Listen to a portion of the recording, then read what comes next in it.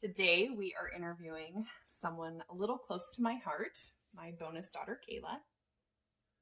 And Kaylah is a cancer survivor. And we're just going to talk a little bit about her journey and about her story and about what she's been through and what life is like for her now. And So what is the cancer that you had? I had isrhabdomyosarcoma, and it's basically a tumor in my nasal cavity. So it stopped me from breathing through my nose for a while. And I do remember the first thing I was able to smell again was a mint chapstick, and I was at my grandma's house. And so for everyone listening who doesn't know what embryonal rhabdomyosarcoma is, I will put it in layman's terms. It's a soft tissue tumor that grows, and there's two different types of rhabdomyosarcoma. There is embryonal, which is what Kaylah had, and it's common in young children. And there's alveolar, which is more common in older kids and teenagers. And that one grows much faster and it metastasizes. The definition of rhabdomyosarcoma is that it starts in cells that grow into skeletal muscle cells. Skeletal muscles control all the person's voluntary movements. The cancer is most common in children under age 10, but it is rare. It can form anywhere in the body, and the most common places are head, neck, urinary and reproductive organs, arms, legs, chest, belly, abdomen. And it is very deadly on the scale of cancers. So your dad had cancer and his was like bottom totem pole, not a big deal. One of the better cancers to have. Your cancer is referred to as the dragon. Ooh. So you should get a dragon tattoo when you're 18. We'll talk about that later, Elena. So what? Wait, I had a question. So the first thing you smelled was mint chapstick. Is that something that is that like one thing that you really like now? Is it a smell that vanilla mint chapstick that we're sharing right now? Yeah.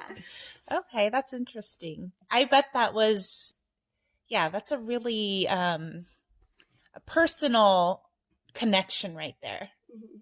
Yeah. So what started everything for people who are listening who don't know your story? What made you get diagnosed? What led to it? I don't really know how to answer this.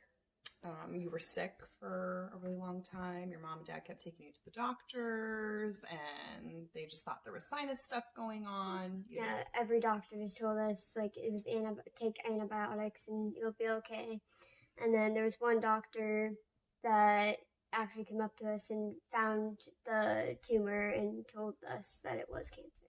So they never they never did an x-ray or an MRI on you or anything like that? So she, one day had enough after a couple of months and took her up to Mount Vernon. And that doctor had initially thought she had polyps in her nasal cavity.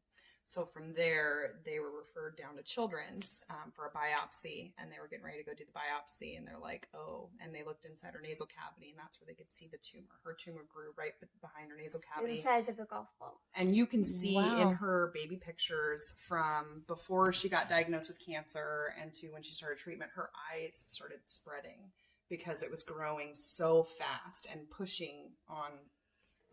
I don't understand how doctors could not have caught that, especially if you're 2 months into doing something. Well, as all of us sitting in this room know, right? Our medical system is a little messed up. Yeah. So from there, it was chemo and radiation. Mm-hmm. And Kaylah was 4 when she was diagnosed. So there's not a whole lot she does remember. But what do you remember about going through chemo and radiation and being at Children's? Again, I don't remember a lot of it. The one thing I do remember is I would always push the emergency doctor's button, and they'd come running in, and I'd just ask for some ice cream. in a true 4-year-old fashion. Like, Yeah. that's so awesome. Were they ever like the boy who cries wolf? Like, no, she doesn't really need anything. Or they just come in with ice cream when you push the button. I don't remember. What? So you were at your grandma's house first time you smelled again, Yes.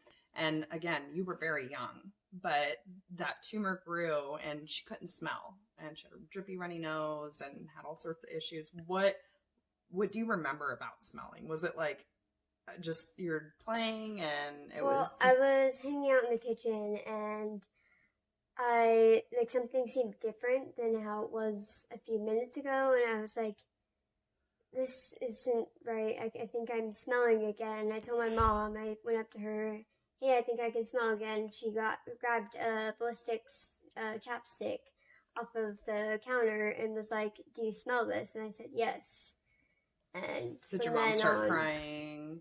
I Was don't everyone all remember. excited? You just remember that you could smell. Yeah.